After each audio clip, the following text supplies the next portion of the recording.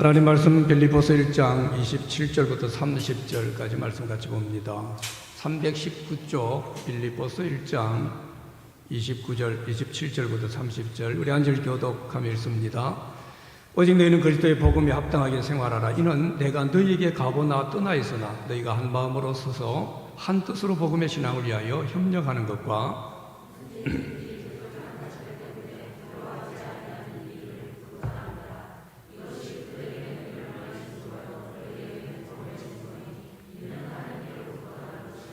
그리스도를 위하여 너희에게 은혜를 주신 것은 다만 그를 믿을 뿐 아니라 또한 그를 위하여 고난도 받게 하려 하심이라.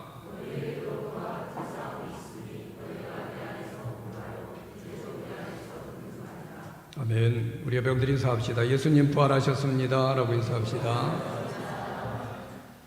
십자가 부활이 뚜렷하고 선명할 때라는 제목으로 같이 말씀 생각합시다. 우리 기독교 신앙의 중심과 핵심이 예수 그리스도입니다. 예수가 얼마나 분명한가가 우리 신앙의 전부입니다. 여러분 신앙을 지금 돌아보십시오. 여러분에게 예수가 얼마나 분명합니까? 예수가 희미합니까? 분명합니까? 십자가와 부활이 선명하고 뚜렷한가 아니면 희미한가? 이게 우리 신앙의 실력입니다. 예수 그리스도가 우리 신앙의 전부입니다. 예수 그리스도는 십자가와 부활이 전부입니다. 이것이 내게 얼마나 분명한가? 이것이 얼마나 선명한가? 오늘 우리가 부활절 예배 드리면서 십자가도 우리에게 선명해져야 되고 우리 위에 부활하신 예수 그리스도의 부활도 우리에게 분명해져야 됩니다. 갈수록 십자가가 부활이 예수 그리스도가 우리에게 선명하지 않습니다. 희미합니다. 그 안에 예수님은 희미해지고 다른 것이 더 강해지는 경향들이 있는 것이 사실입니다. 십자가는 희미해지고 부활은 희미해지고 오히려 다른 것들은 교회 안에서 더 두각을 나타내는 그런 것이 지금 우리 시대 교회의 현실입니다. 그게 지금 우리 신앙의 주소입니다. 예수님이 십자가에 우리 죄 모든 것을 하셨습니다. 예수님이 십자가를 통해서 우리의 모든 저주가 다 사라졌습니다. 십자가로 우리의 모든 질병이 사함받았습니다. 부활은 죽어도 다시 산다. 이게 부활입니다. 이게 여러분 우리 가운데 선명하다고 생각해 보세요. 뭐가 무섭습니까? 뭐가 두렵습니까? 뭐가 걱정됩니까? 선명하지 않습니다. 예수 믿는 우리 그리스도인들에게 있어서 예수 이야기하지만 예수님 이름을 부르지만 우리에게 예수 그리스도의 핵심이 되는 십자가와 부활이 선명하지 않습니다. 그래서 우리에게 믿음의 역사가 없습니다. 믿음의 능력이 없습니다. 우리 기독교가 종교화됩니다. 형식화됩니다. 예수 그리스도를 믿으면서 우리 믿음의 선배들은 죽기까지 했습니다. 예수를 믿으면서 웬만한 고난, 웬만한 고통 아무것도 문제가 안 되었습니다. 예수 믿지만 작은 문제도 우리는 문제가 됩니다. 그리고 작은 소리 하나에도 기분 나빠합니다. 작은 상처에도 고난을 당하고 어려움을 당하고 괴로워하고 우리 안에 이 십자가와 부활이 선명하지 않으니까 뚜렷하지 않으니까 너무 희미한 거예요. 이게 여러분 분명해지지 않으면 우리 기독교 신앙 2000년 이상을 세상을 바꿨던 이 기독교 신앙의 이 놀라운 역사는 사라질 겁니다. 어쩌면 껍데기만 남을는지도 모릅니다. 형식만 남을는지도 모릅니다. 어디서 아름다운 소리들이 들려질지 모르지만 우리의 수많은 이야기들이 들려질지 모르지만 그러나 실제 십자가와 부활이 선명하지 않으면 뚜렷하지 않으면요 이건 그냥 말 그대로 껍데기만 남아있는 그런 모습이 될 수 있습니다. 본문에 오늘 바울은 27절에서 이 빌립보 교인들 향해서요 너희는 그리스도의 복음에 합당하게 생활하라 이 말씀을 합니다. 합당하다. 밑에 다른 의미로는 시민, 하나님 나라 시민다운 삶 그런 의미의 이야기입니다. 복음에 합당한 삶. 복음은 예수 그리스도입니다. 예수 그리스도의 핵심은 십자가와 부활입니다. 결국 이 말은 뭡니까? 너희가 십자가와 부활에 합당하게 살아가라 이 말입니다. 우리 십자가와 부활에 합당하게 살아야 됩니다. 내 지금 삶이 십자가와 부활에 합당한가? 우리가 지금 말을 하고 있는 사람 관계 맺고 있는 직장에 살아가는 그리스도로 살아가는 우리의 삶이 십자가와 부활에 합당한가? 이게 여러분 바울이 지금 권면하는 거고 이게 우리의 신앙입니다. 여러분 십자가와 부활이 여기에 합당한 복음에 합당하고 예수 그리스도에 합당한 그런 우리의 믿음 이게 되기 위해서는 어떻게 됩니까? 뚜렷해야 됩니다. 이게 예수 그리스도가 뚜렷하지 않은데, 십자가가 복음이 부활이 내게 뚜렷하지 않은데 합당할 수 없습니다. 오늘 보면 바울은 십자가와 부활에 합당한, 복음에 합당한 삶을 몇 가지로 이야기하거든요. 오늘 이 삶을 보면은 나는 얼마나 십자가와 부활이 뚜렷한가 오늘 본문에서 드러나게 됩니다. 얼마나 나는 선명한 삶을 사는가, 얼마나 십자가에 분명한 그런 내가 삶을 살아가는가. 바울은 십자가 외에는 알지 않기로 작정했다고 했습니다. 부활이 아니면 우리 믿는 것 다 헛되다고 했습니다. 부활이 아니면 모든 것 다 쓸데없는 것이다. 바울은 고린서 15장에서 그렇게까지 이야기했습니다. 이 십자가와 부활, 이거 아니면 아무것도 아니다라고 했던 바울이 여기에 우리로 하여금 합당한 삶, 이 삶을 우리에게 오늘 본문에서 보면 하는데, 그러기 위해서는 우리는 십자가 부활이 뚜렷하고 분명한, 선명하게 보여지는 그런 삶이 돼야 돼요. 내 삶에 예수의 십자가가 선명한가? 내 삶에 예수님이 부활하신 이 부활이 선명한가? 그러면요, 몇 가지 가운데 분명히 우리 가운데 나타납니다. 먼저 27절에 이런 이야기입니다. 십자가 부활이 우리 가운데 선명하다라고 하면은 우리는 십자가 부활 때문에, 복음 때문에 누구하고도 하나 됩니다. 누구하고도 협력합니다. 안 맞는 사람은 없습니다. 27절을 우리 같이 한번 읽어봅시다. 시작. 오직 너희는 그리스도의 복음에 합당하게 생활하라. 이는 내가 너희에게 가보나 떠나 있으나 너희가 한 마음으로 서서 한 뜻으로 복음의 신앙을 위하여 협력하는 것과, 아멘. 이 십자가 부활에 선명하고 뚜렷한 삶이 나타나는 그 가장 구체적인 모습으로 바울이 이야기한 것은, 쉽게 말하면 우리가 복음에 합당한 삶에 있어서 뭐 더 전도 많이 하고 기도 많이 하고 봉사 많이 하고 이렇게 말하지 않았습니다. 십자가와 부활이 선명하고 뚜렷한 사람들은 복음 때문에 하나가 된다는 겁니다. 여러분, 십자가와 부활이 선명한 사람일수록 이 정점에 뭐가 있느냐 하면요, 하나 되는 겁니다. 협력합니다. 왜냐하면 십자가가 하나 되는 것이기 때문입니다. 부활이 하나 되는 겁니다. 사탄은 영적 공동체, 우리 교회를 무너뜨리려고 몸부림을 칩니다. 사탄이 가장 심혈을 기울이는 것이 바로 분열시키는 겁니다. 팔을 나누는 겁니다.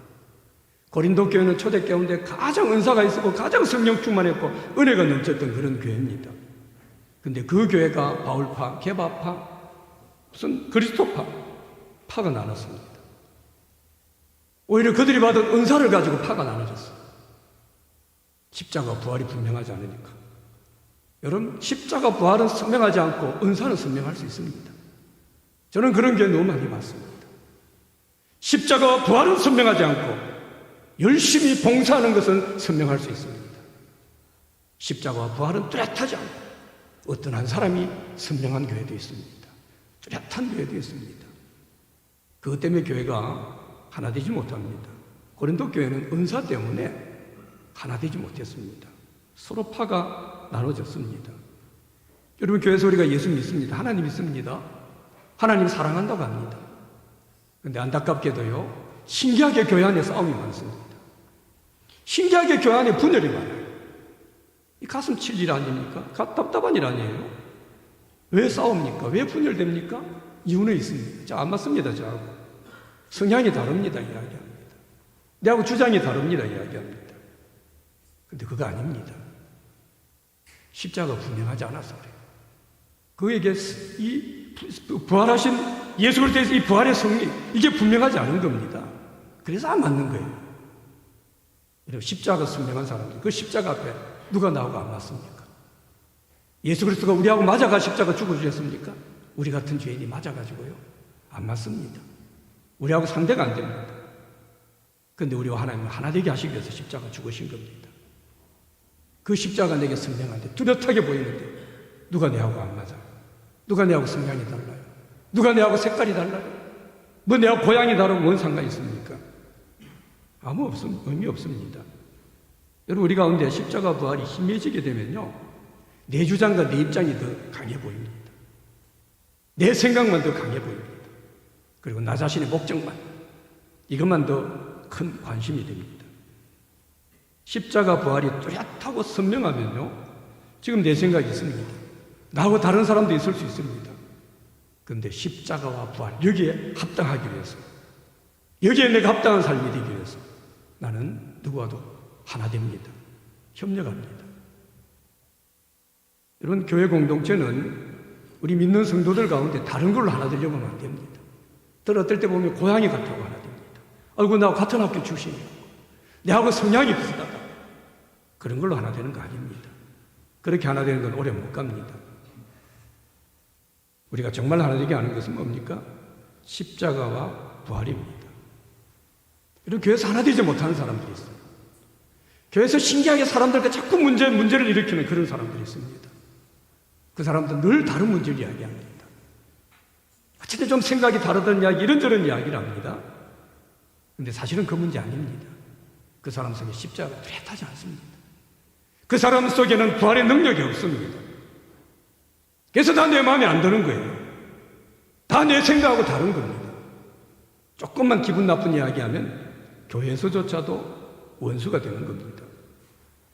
여러분, 만약에 우리 가운데 그런 문제가 있다면 우리는 다른 문제를 자꾸 설명하려고 하면 안 됩니다. 제가 이래서요, 저래서요, 저는 생각이 이렇고요, 저 사람은 저런 것 같아, 이런 이야기 하면 안 돼요. 거기서는 우리는 해결을 못 봅니다. 내 십자가가 얼마나 뚜렷한가, 내 안에 이 부활의 능력, 이 부활에 대한 확신, 얼마나 내가 선명한가, 이게 지금 희미해진 겁니다. 이게 희미해진 게 다른 게 뚜렷하게 보이는 거예요. 십자가가 희미해지니까, 부활이 희미해지니까 사람들 소리가 더 선명하게 보이고 내하고 안 맞는 게 더 두각을 드러내는 겁니다. 그래서 싸우는 거예요. 그래서 교회 문제가 일어나는 겁니다. 에베소 4장 11절 12절 이 말씀이 있습니다. 우리 같이 한번 읽어봅시다. 시작. 그가 어떤 사람은 사도로, 어떤 사람은 선지자, 어떤 사람은 복음 전하는 자로, 어떤 사람은 목사와 교사로 삼으셨습니다. 이는 성도로 온전하게 하여 봉사일을 하게 하여 그리스도의 몸을 세우려 하십니다. 아멘. 교회는 다 다른 사람입니다. 다 다른 사람, 각자 은사 다르고 성향도 다르고. 그런데 이런 사람들을 교회 안에서 하나 되게 하셨어요. 6월 12절에서 뭐라고 합니까? 이로 말미암아 어떻게 합니까? 그리스도의 몸을 세우게 합니다. 그렇게 말합니다. 여러분, 우리가 예수 믿는 이유는 궁극적으로 내가 행복하려고 예수 믿는 거 아닙니다. 우리가 예수 믿는 가장 궁극적인 목적은요, 그리스도의 몸인 교회를 세우는 것입니다. 교회 안에서 마음이 다 함께 된다, 하나가 된다, 실질적으로는 쉽지 않습니다. 너무 다른 사람들입니다. 성향이 다르고 상황이 다르고 갈가찬 현실이 너무 다릅니다. 사람들은 다 자기 중심입니다. 자기 입장 더 우선합니다. 늘 사람들은 그렇게 살아갑니다. 그래서 십자가와 부활이 선명하고 뚜렷하지 않으면 우리 가운데 내 입장, 내 생각, 이것만 내세우지 교회가 하나 되는 건 없습니다. 여러분, 이 부활절 예배를 드리면서 이 십자가와 부활이 여러분 가운데 뚜렷하고 선명해지시기 바랍니다. 누구하고도 나는 복음 때문에, 이 십자가 때문에, 이 부활 때문에 나는 하나 됩니다. 이 은혜가 우리 가운데 분명하시기를 축복합니다. 그 다음 28절에 보면요, 십자가 부활이 뚜렷하고 선명하게 되면 복음의 대적자들 때문에 두려워하지 않는다, 담대한 삶을 살게 된다 말씀합니다. 여러분, 십자가 부활이 선명합니다. 뚜렷합니다. 복음의 대적자들이 있습니다. 그거 겁내지 않습니다. 두려워하지 않습니다. 여러분, 우리 가운데 십자가와 부활이 선명하면 선명할수록, 이게 더 드러나면 드러날수록 우리 대적자가 있습니다. 반대자들이 있습니다. 근데 아무리 그런 반대자를 만나도 십자가와 부활이 선명하고 뚜렷한 사람들은요, 그것 때문에 두려워하지 않습니다. 그것 때문에 겁내지 않습니다. 왜냐하면요, 십자가와 부활이 승리의 정표입니다. 이미 십자가에 승리했습니다. 이미 십자가에서 이미 우리 주님은 부활하심으로 승리했습니다. 복음에 합당한 삶을 살아라, 이 말씀은 우리로 하여금 십자가와 부활에 걸맞는 삶이 되어야 된다, 이걸 지금 말씀하고 있습니다. 십자가와 부활에 걸맞는 삶. 이 십자가가 얼마나 놀라운 겁니까? 여러분, 이 부활이 얼마나 놀라운 것입니까? 우리 여기에 걸맞는 삶이 되어야 된다는 거죠. 28절 중간절 한번 보십시오. 대적자들에겐 멸망의 증거다라고 이야기했습니다. 복음을 대적하는 사람들, 복음과 상관없이 살아가는 사람들, 이 사람들에게는 멸망의 증거입니다. 여러분, 복음에 대적하는 사람들은 대적하는 그 자체가 멸망의 증거입니다. 복음을 대적하는 사람이 출세했다고 할 수 있습니다. 복음과 상관없는 사람들이 성공했다, 유명해졌다, 그렇게 말할 수 있습니다. 그러나 그들은 복음과 상관없이 살아가는 그 삶 자체가 이미 멸망의 증거입니다. 그래서 그들을 두려워할 필요 없습니다. 그들에 대해 겁낼 필요가 없습니다. 마지막으로 십자가 부활이 우리 가운데 뚜렷하고 선명해질 때 우리는 주님을 위해서 어떤 고난도 기꺼이 감당하게 됩니다. 마지막 29절 말씀 한번 같이 한번 읽어봅시다. 시작. 그리스도를 위하여 너에게 은혜를 주신 것은 다만 그를 믿을 뿐 아니라 또한 그를 위하여 고난도 받게 하려 하십니다. 아멘. 십자가와 부활이 우리 가운데 뚜렷하게 되면 예수를 위한 어떤 고난도 우리는 감당하게 됩니다. 그래서 내가 받은 구원이 진짜인가 가짜인가, 내가 정말 십자가와 부활의 선명한 삶을 살아가는가, 이건 복음을 위해서 내가 얼마나 고난을 감당할 수 있는가, 우리는 이 모습을 보면 분명하게 알 수 있습니다. 우리 안에 십자가와 부활이 선명하고 뚜렷해서 어떤 고난도 기쁨으로 감당하는 그런 우리가 믿음이 되길 바랍니다. 이 고난을 감당하기 위해서 거룩한 싸움을 한다 30절 말씀합니다. 이 싸움을 할 수 있는 그런 믿음의 역사가 우리 가운데 충만하시기를 우리 주님의 이름으로 축복합니다. 우리 한번 합심해서